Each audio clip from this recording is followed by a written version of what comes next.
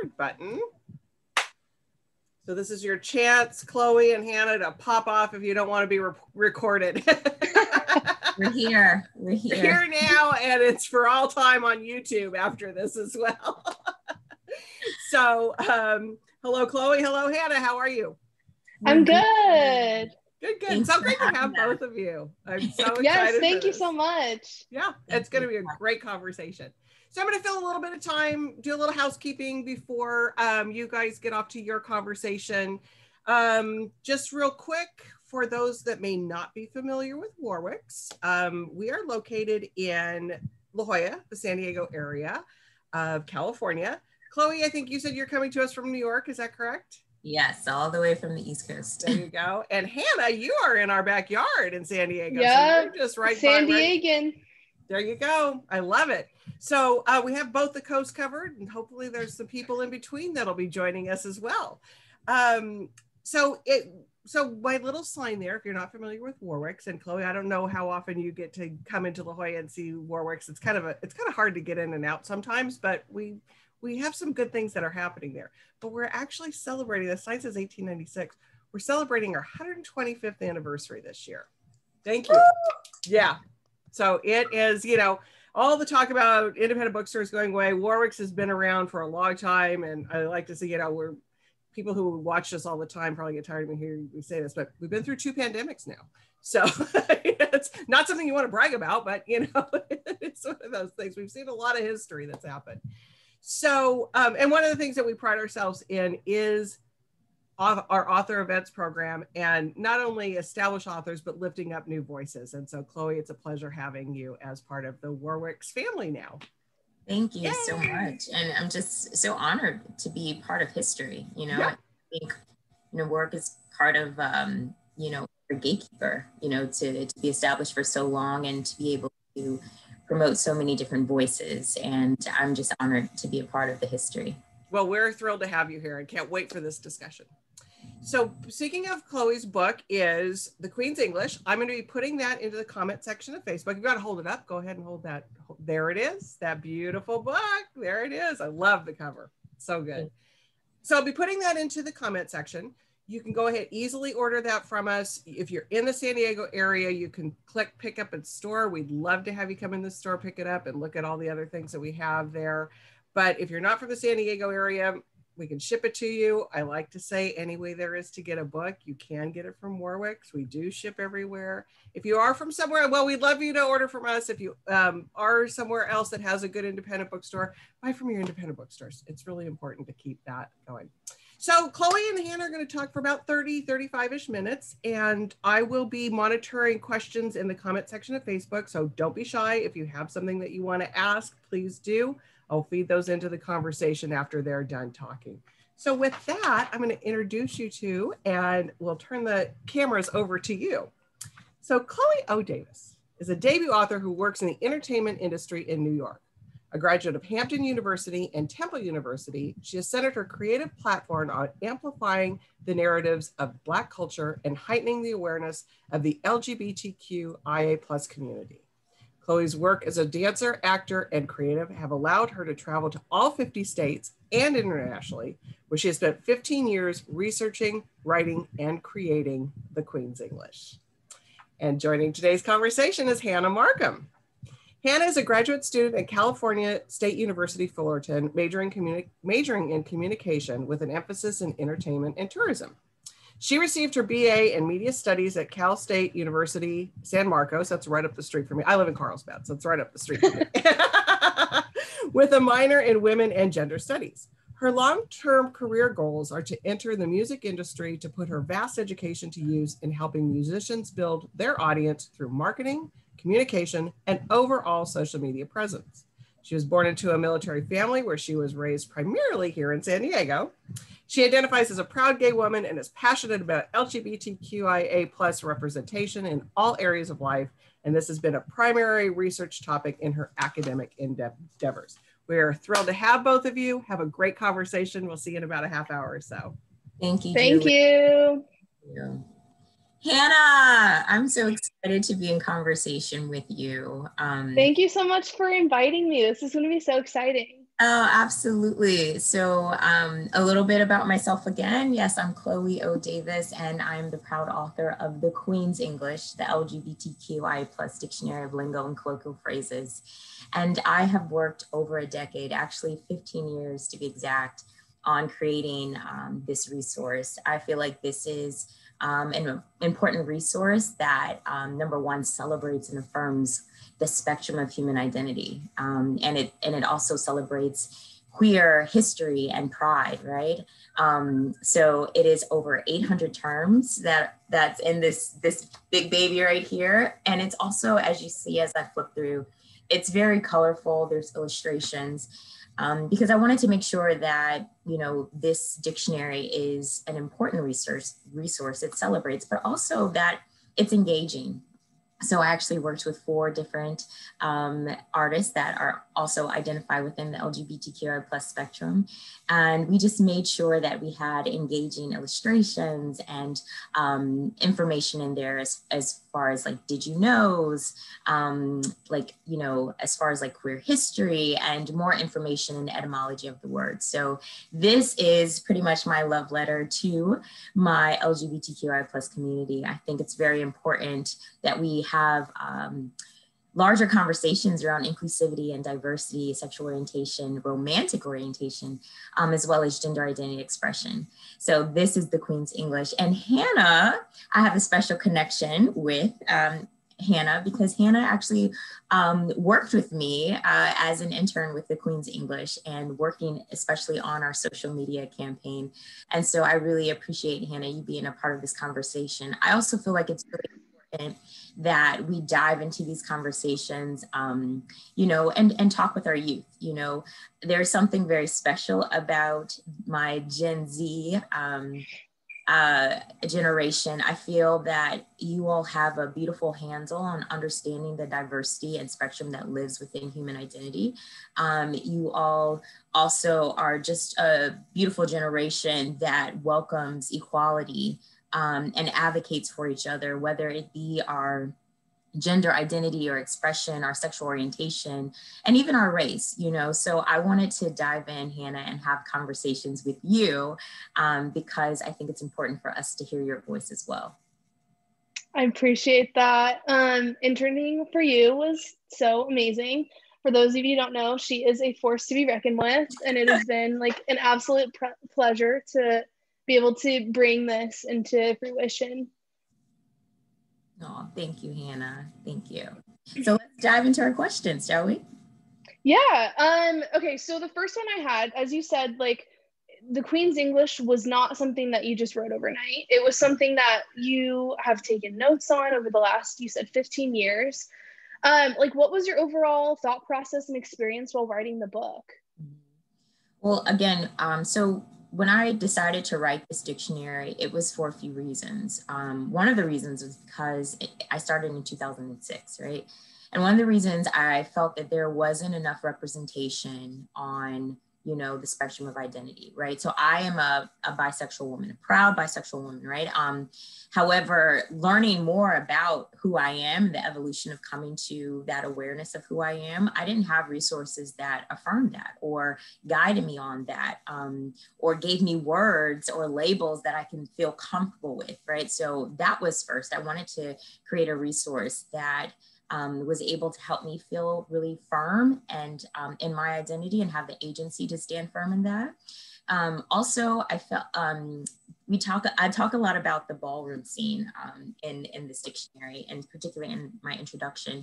And for those of you who don't know what the ballroom scene is, you actually do. So if you have seen RuPaul's Drag Race or Legendary, that's on HBO, or even the documentary Paris is Burning, or if you know the song by Madonna, Vogue, we know about the ballroom scene. We just really don't know the history of it. And so when we hear words like slay, read, beat, also fierce, right?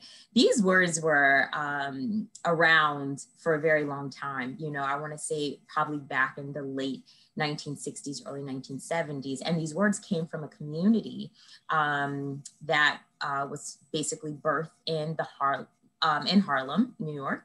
And it was birthed from a group of people who were Black or Latinx, Latino, right? People of color who were ostracized, marginalized, oppressed because of homophobia, transphobia, and racism, right? So this group of people decided to create a safe space, right?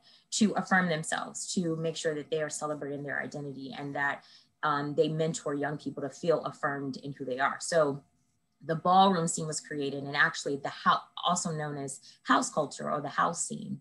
And basically what was happening is older members of the community, older Black trans women or gay men, you know, would adopt or mentor younger queer, gay, trans, bi individuals to help them stand firm in who they are. And so they built this thing called the house system. So if you ever heard of like House of La Beja or House of Corey, which is one of the founding houses, you know, House of Extravaganza, that is called the house culture. And usually there's a house mother, there's a house father, and the children, right? I give you this history because it's important, and I do this throughout the dictionary. It's important for us to understand why language is created, right? Language is created to articulate experiences that mainstream has not articulated in a way that feels affirming, that feels right, that feels celebrated. And so a lot of times what happens in our gay and queer communities that we create language to affirm ourselves. So the ballroom scene did that. They created language that articulated their journey, their identity, their traditions. So the ball, tens, fierce, slay, beat, some of these words, shade, throwing shade, you know, that has to do with like the ball. The ball is a place where individuals come to, you know, feel, to express their artistic expression, but also to express who they are, whether that is their sexual orientation or gender identity. So what was happening is, because I'm an artist, so I a little bit of background about me is that I am in the entertainment industry, and I'm a dancer, actor, and musical theater also is my thing. But I was with a company, the Philadelphia Dance Company, which was in Philadelphia, PA. And a lot of my friends, co-workers, the dancers, were part of the ballroom scene in Philadelphia. So I was learning more about the ballroom scene and hearing the words. And so the curiosity and the vibrancy of the language I was hearing, and also the history of it, just immediately like sparked something in me, you know. And it was like, wow, like this language is so vibrant, you know. And where's the dictionary? Or not even just where's the dictionary, but where is the celebration of the language? You know, a lot of times, you know, 2020, you know, 2021, it was a little different, but, you know, before, you know, the 2020s, right? You know, a lot of times being queer, being gay, being trans has not been celebrated, right? It's been demeaned. And so that was kind of like a fuse in me to say, this is vibrant language that pop culture actually has taken, but you don't necessarily know, you know, the etymology of it and where it comes from. So I think I started to want to create a dictionary that gave the credibility to the community that created it. And it's not just the ballroom scene, you know, it was learning about the language, the diversity that lives within our LGBTQI+ community. You have the leather community, you know, in San Francisco that, or you know, San Francisco, Chicago, you know what I mean? You have the, you know, lesbian community, right? And you know about the lesbian spectrum, whether it goes from femme to butch, and even knowing the history of like the femme butch binary, you know, it was started in the 1940s.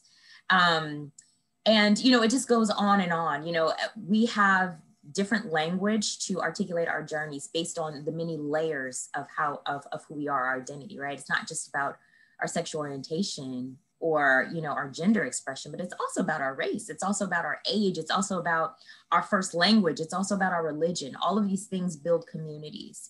And so to dive deeper into the diversity of communities that live within our queer spectrum, you know, that is what really made me feel like this needs to be celebrated and presented. So that's why it's a celebration of over, and I'll flip through it again, over 800 terms, you know, because language comes from everywhere. Language has to articulate non-binary identities, has to articulate, you know, trans identities, has to articulate being AAPI, you know, and queer, has to articulate being Black and bisexual, you know, what is all that language? And so that's what I wanted to present. So it went from me, you know, wanting to have something firm and to help me navigate through my journey of identity, whether it went from being heteroflexible to bi-curious to bisexual to polyamorous to, and more so, right? But just to have something that supported me in my journey. And that's what I have aimed to do for not only myself, but for others out there. I loved that whole, everything that you said. I do have to say, I thought, you know, I've told you this a couple different times. I thought I was well versed within the community that I am in, but reading the book, I was like, wow, I never even thought about it this way. Or am I like demisexual? And like so many other different layers where it truly is like intersectionality, to where this book is the intersection for anybody reading it, which I really, really enjoy. Thank you, Hannah. Yeah, I think that that's really important. I love that you shared that, because I like to say identity is a journey, and it's a personal journey. And the words and labels we use to identify ourselves, they are for us. They are for, you know, for us to figure out ourselves, and then for us to tell the world, you know, who we are. It's not for the world to tell us who we are. And so I think that's very special to hear, you know, you also connecting with words where you're like, wow, I think that, you know, identifies who I am. Demisexual is also a term that I like to use as well that really articulates who I am. So why not, let's read a little bit from the dictionary, right? Because we talked about demisexual, and it's a good time to kind of like show you how the book is It's so visually like appealing too, which makes it so much better than like Merriam-Webster. Thank you. Well, I think it's also because the creativity. I was like, I'm going to make a dictionary because, sorry, it's New York, so you hear like the beeping. But you know, it's a dictionary. I'm a nerd. I am a nerd, but I also am very creative, and I think what could I have done to make this engaging and stimulating? And I think that's what I wanted to do, and also celebrating. So what I wanted to show you actually are these different pride flags.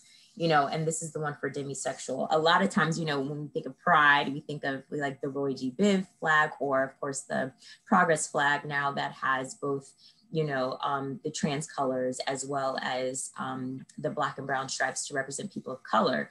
But there's so much more pride. And so I wanted to make sure other pride flags were represented in the dictionary. So I'm going to read demisexual. Adjective, experiencing sexual attraction only when a strong emotional connection is present. Noun, a demisexual person.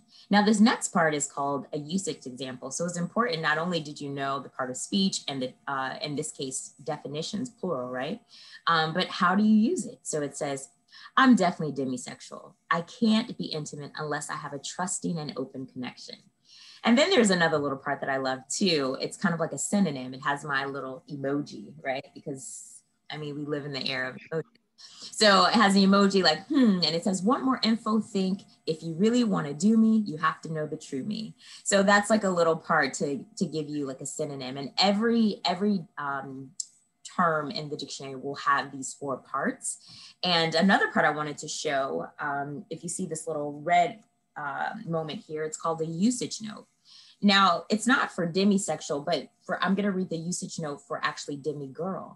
And this usage note says this term is used in the transgender, non-binary, and gender non-conforming communities. So the important thing about the usage notes is that it gives you information to say, you know, what community commonly uses this term, or what community originated this term, or even more so to say, this term could be considered a stereotype or derogatory or pejorative, right?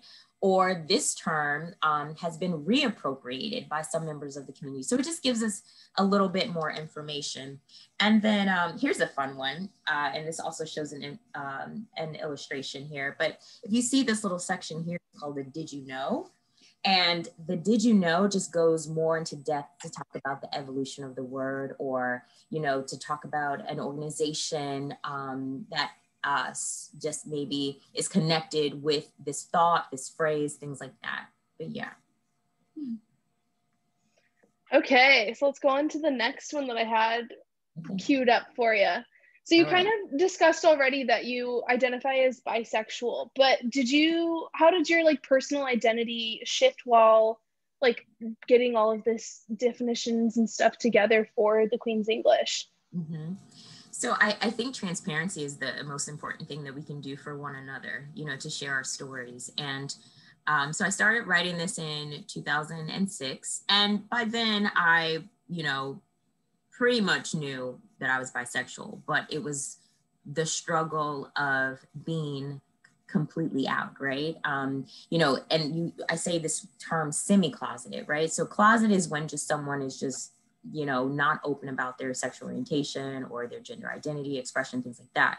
But when you're semi-closeted, it means more so that you feel comfortable with being open, expressing who you are when you are in affirming spaces, right? So whether they be affirming gay spaces, queer spaces, wherever, where you feel comfortable, yes, you can be out, you can be proud, but when you're in more heteronormative settings, right? That word heteronormative just simply means this construct where, you know, what is prioritized, what is right, is what is heterosexual, what is cisgender, right? That is this hetero, and also these stereotypic roles of what masculinity and femininity is, right? And we understand that is not normative, right? That is a restriction. What is normative and what is normality is the actualization of diversity, right? And spectrum. But so when I was in these settings, you know, where it's, you know, people who are heterosexual, cisgender, right? And then I felt like I couldn't be firm in who I was, right? So I will say the beauty of diving into this dictionary and doing more and more research about, you know, identities helped me stand firm in who I am, and also helped me, I guess, find my passion and purpose. And that's to advocate for understanding the spectrum of identity and understanding my growth, right? So I write actually in my introduction, I say that I went from being hetero flexible, right? I'm sure there was a time in my life where I'm like, yeah, maybe in my like late, you know, teens, early 20s, I'm like, oh yeah, hetero flexible, to being like, oh, bi-curious, like, yeah, I really like her, you know, but I'm afraid to being bisexual, but not necessarily knowing if that term, you know, really represented who I am. And I actually talk a lot about that, about labels, right? I had a friend who, you know, knew that I, you know, liked, you know, male, female, and he asked me, you know, well, how do you identify? And I was like, well, why do I have to tell you how I identify? He's like, you don't have to tell me. I just want you to live in your truth. And I think that was a beautiful challenge. And I want to say I was about like maybe 3-4 years into writing this dictionary, very beginning stages. But, you know, I think that's what got me. It's like, yes, like, what is your truth, Chloe? And be okay, be vulnerable, be curious, be scared about finding it. But I think it was such a beautiful journey, because now on the other side, I see the growth, you know, and hopefully just like, you know, seeing him stand firm in who he is helps me do the same thing. So hopefully I will continue that, like me standing firm and sharing my story, that, yeah, there was definitely a time that I felt uncomfortable with who I am, you know, who I was then, but I feel comfortable now, will hopefully stimulate others to go through that process as well. I think, you know, again, it's about us sharing our stories and our truth and the transparency of that, because we don't just arrive, you know, we grow, we evolve. And that's what's beautiful, right? I love that. I definitely went through a similar experience with my own like coming out journey. It was something that like, you obviously have to come out to yourself before you come out to others. But I definitely agree with like going from closeted to semi-closeted to now I'm like obviously a very out and proud woman. But I definitely do have to say it was like finding my place within the community for truly me being my most authentic self, and being like, okay, if you don't like me, then that's on you. I'm going to live in my truth. And it's just such like a beautiful thing to like fully be one's authentic self. Mm-hmm. I think that's great, Hannah. Thank you for sharing your story. And there's another part. So the dictionary also has something called interstitial spreads, right? And it's kind of like the who, what, where, why, when of LGBTQI plus identity, culture, history, and pride. And I felt there was something really important. So one of the first spreads actually is called Coming Out 101. And it says, accept the most authentic you. And I love this because, it basically says it's never too early or too late to come out. And I was able to interview some wonderful people that I met along this journey of writing this book. And they shared some of their advice. So I really love this page because, it's great. For instance, I interviewed Odell and he was 16 then, Washington, D.C. He said the first step is that you have to be able to accept it yourself. Talk to yourself and reassure yourself, but don't overanalyze it. If you feel it is right, it is your truth, just do it. And, I love, other things where, RTB, who's 50, Boston, said, make sure you have a safe space to live out and come out, right? So, and I think that's important. What you're talking about is that, you have to have supportive communities, and that's a word, what I love to say, it's your chosen family, right? So a chosen family, I could read for you, but I'm just gonna, for time's sake, I'll just, explain it. But a chosen family is not your blood family, or it can be, but it's usually a family that you particularly choose, that will love you and nurture you and support you and affirm you and mentor you just like a family would, right? We have to say a lot of times, again, when someone comes out, like as, with a, sexual orientation other than heterosexual, or, a gender identity other than cisgender,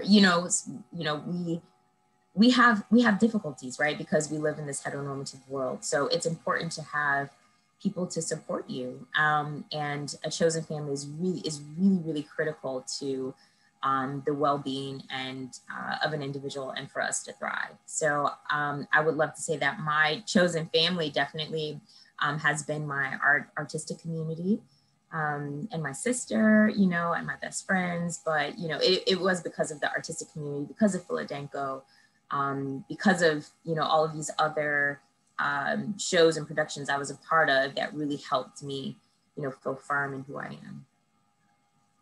Yeah, I 100% agree. If it wasn't without my chosen family, I would not be the person that I am today. And at least within the space that I feel comfortable to be so as well. So the Queen's English came out earlier this year. It was like right after I came onto your team. So I think it came out in February, right? Yes. Yep. Since then, obviously it's been a couple months since it's been out. What has been the most exciting and rewarding part this far? There's a few things. Hanna, honestly, I think it's the connection, I think this book has wings and it goes places that I can only imagine. And to know that there are, so many people reading the book and, loving the book and feeling so affirmed and celebrated and, reaching out to me, whether it be on social media or my website, and just telling me how affirmed and celebrated they feel because of the dictionary, or even, allies who feel more connected and feel like they can be better allies because they have more direction, right? And also for it to have wings, I'm excited that the Queen's English is also in the UK, in Europe. So, just the ability for this book to have wings and, fly into the hands that needs it, So I think that's probably been the most rewarding. And I think just the connection, just to connect with people from all over the world and, celebrate with each other, hold each other up, but more importantly, see each other. I love that.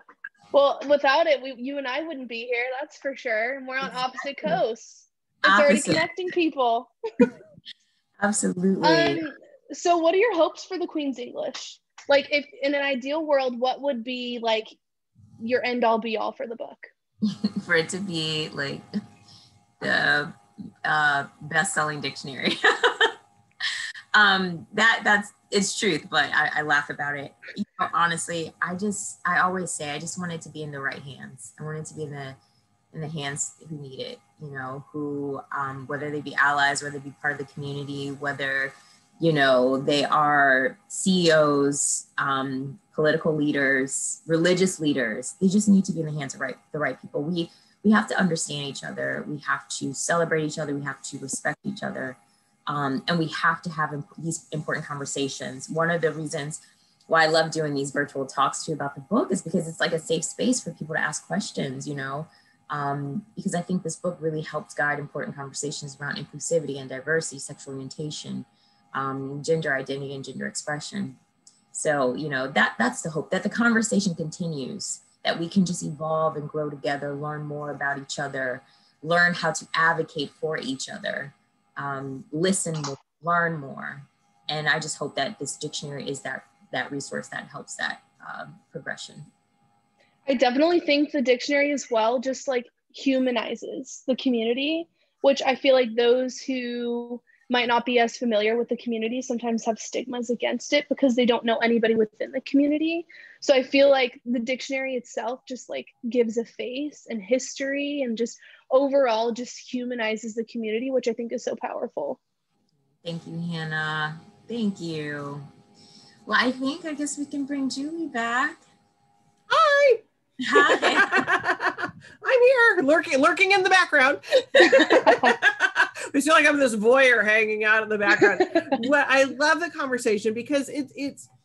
I have a couple questions that as I was listening, because for people who are allies or who don't know and don't have access to the terms and where the history comes from, it seems like it's just that perfect book, that it's not intimidating in any way for somebody to just be able to just like pick it up and learn. And that's, like you said, the goal of that. I love that. Because that was to just make it simple, right? Make it simple, make it engaging. It's funny also, you know, I have to represent the community, right? We're sassy, we're vibrant, we're intelligent, we are lovers, you know, we are extraordinary, but we also have challenges and we have trauma and we have fear, but we triumph and we're resilient. And so all of that had to be incorporated in the dictionary. But also I think it's really important. It's a teaching guide, right? Like it was a teaching guide for myself. It was a teaching guide for, you know, pretty much everyone. I think because what makes this dictionary very unique is that it comes from multiple perspectives. I mean, mine, of course, but you know, it's talking about the lesbian community, it's talking about the gay community, it's talking about the non-binary community, but it's also what we were talking about, intersectionality of. We're talking about those who are 60 plus. We're talking about those who are transitioning at 15. We're talking about those who are Latinx or Black or, you know, Asian. You know what I mean? It's all of our perspectives. And I think that's what's really important. And I think when we're having these type of conversations, it's not about pointing your finger at someone to say, this is what you do and don't do anything else. It's like, no, let me just give you the facts. The fact about queer was once derogatory, but it has been reappropriated by some members of the community, right? The truth about dyke was, you know, actually came from bull dyke. Bull dagger was back in the Harlem Renaissance in the 1920s. And it wasn't derogatory. It just meant that a woman either with her gender expression had a masculine flair or just liked another woman. But then over time, you know, was taken and weaponized and kind of, yeah. Exactly. Right. You know what I mean? So it's just like, no, let me just give you the facts. You know, let me tell you what feels right to some people, what doesn't feel right to others. Let me just give you the conversation of the community. And then you from there decide with your head and your heart how to move forward, you know, but it is about the celebration of a community, you know what I mean? So while it's written for the community, it's written for the allies as well, for everybody to be able to get something out of this, correct?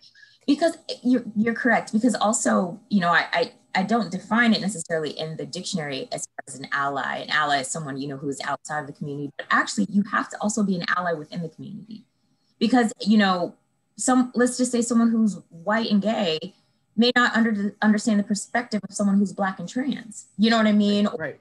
Someone who, you know, is Black and lesbian may not understand, you know, the experience of someone who is Muslim and non-binary, right? So it's one of those things, we still have to be allies to each other, even though we're in this community. Right. And that's a larger conversation too within the community. You know, when we talked about heteronormativity, there's also homonormativity. And that's something else we want to eradicate, because it's about allyship is very important, those from the outside of the community and even within the community. Mm-hmm. So what would be the minimum age that you think would be appropriate? Because we have a great children's department, teen department. What would you think would be the minimum age that a person would be able to? So yeah, reading this by yourself, I say like 15 and older. Okay. Maybe even 14 and older, reading it by yourself.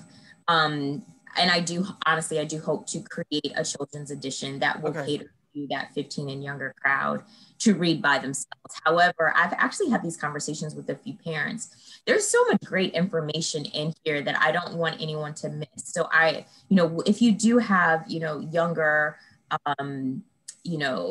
youth, particularly that have friends that, are part of the community, or, maybe they feel like they're part of the community, I think this is the conversation to start having.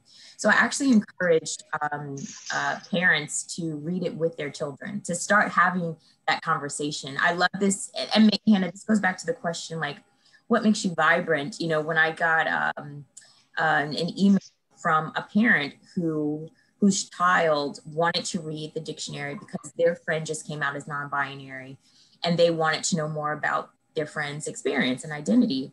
And then the mom also said, and I think, my child is possibly, curious about her identity as well. And I said, you know what? I would hate to say not to read this, because it's just too much valuable information in here. There are words, and I just, disclaimer, there are words that identify sexual experiences, because that's what it is. They are, right. However, there's so many, it doesn't just focus on that. It focuses on identity. It focuses on, other words that are not about that. And it's not supposed to be a salacious, like, that's right. It's just stating what's happening, Exactly. So the idea was, I said, well, you know what? I think this is great. How about you all read it together? So that way you can skip over those words, you know what I mean, that may not be appropriate right now. Yeah. But have that information. When we talk, like, there's I was talking about those interstitials before. There's a beautiful one on pronouns, right? So this gives you a nice, it's not exhaustive, but it's a nice comprehensive list of, common pronouns, right? It talks about, youth homelessness. It talks about, the history of gays and military. It talks about the queer family dynamic. So this is really good information for everyone. So I would say around, like, definitely high schoolers, right. But by, freshman, sophomore in high school, you're fine, Yeah. This is because I think that, and I'm glad to hear that you are probably thinking about putting a children's one together too, because I think that, there's so many kids, sexuality starts, there's even little kids, 5, 6, 7 who are, wondering, but that when your sexuality kind of comes in at that 10, 11-year-old kind of age, and you may not want to sit with your mom and look at something, you want to have a resource that gives you words that you might not know. That's right. To explain how you're feeling, and of course the gender identity expression as well. So yeah, I do hope that, not come on, publishers. Let's get it together. I think that's very valuable. But I think it's an absolutely needed resource for children. Because I agree. But I feel like right now this is a wonderful resource for, our high schoolers. And even, middle schoolers to read it with parents, because, like I was explaining to Hanna, the Gen Z generation, they have a true concept of the spectrum of identity. They're not, they don't have the tunnel vision like some of the generations before. Or just, like in my generation, I mean, it's just like, and I consider myself kind of tuned in, but I still have, it's still sometimes, I'm 60 and it's like even older is just, so the younger generation definitely has just, it's just more fluid, it just is more what it is, And I guess I want to also normalize these conversations. I think that's why I also encourage, well, you can read this together. I mean, because it's just so engaging, right. just, it's not it doesn't look like a textbook or anything. It's no, not, it's not, yeah, it's very visual. Because that's what the kids are too. I mean, everything is very, on Instagram, everything is very, it's got to have a pop and an appeal to it. My daughter is gay. She lives in Chicago. She's a teacher. And I just text her. I said, I'm going to send this to you for your classroom. Yes. So it's so important. I've had talks with high schoolers too. Yeah. They have the book. So that's like high school and up, we're fine.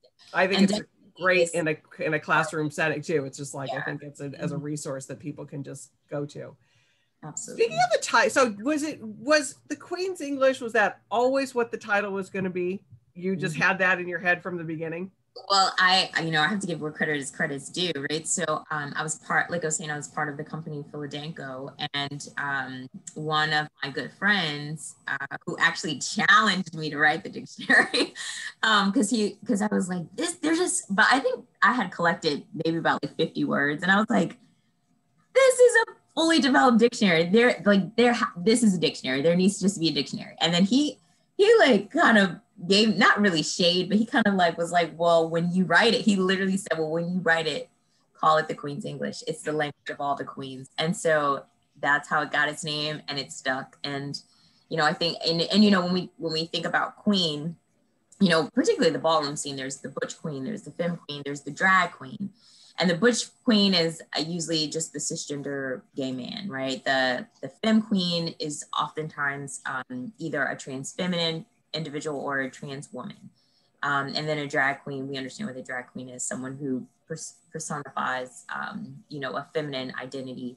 But also when you say queen is an honorarium. It's kind of like, you're honoring, someone who is just a good person, and it's not just about royalty. It's just kind of like, I see your greatness, I see your worth. And that is something that has always been, used within the community. And so that's why it makes sense too. It's like, we're all queens, and it's our English, I don't want to be a queen and wear and be thought of with a crown on. Come on, I love it.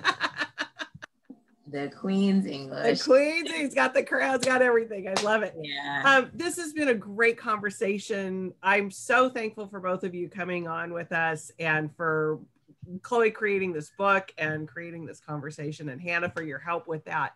So Hanna, for people who are watching and want to find out more about you, is there some place that you want to direct people, either social media or something that's happening in your world? Sure. I get a lot of shade for my Instagram handle, but it is at Hanna Not So Montana with no H at the end. So it's kind of hard not to forget. So you can find me on Instagram. And yeah. I imagine that it's a very entertaining Instagram. I got Hannah Montana my whole life. Oh. So I had to distinguish that I am not. I bet you did, because you're that age. Yes. So, and Chloe, for you, where would you like to direct people to find out more information about you? Well, first, come visit thequeensenglishus.com. That's the website, and it's a very engaging website. Conversations like this happen all the time with Inside the Queen's English, so we get to kind of dive in more and talk about identity from different perspectives. And you can find us at the Queen's English US, also on Instagram. And my personal account is Nez_Davis. And I guess I'm going to just throw this out there, because you said your daughter is in Chicago. So Broadway is opening up. I will go back to work, but I'm part of a new Broadway show called Paradise Square. And we actually open in Chicago. Oh. So if you are, out there, and then we come to Broadway in February. So February. When are you opening? In Chicago, we open November 5th. In New York, we open February 22nd. I was thinking about maybe going and visiting her the beginning of November. Might be a reason to do that. I think you need to come out, Julie. I love it. It's been a pleasure talking to both of you. Thank you so much. Again, everybody, the Queen's English, you can get that at Warwick's. It's in the comment section. Thank you both for your time, and we're going to say good night. Good night. Thank you. Thanks.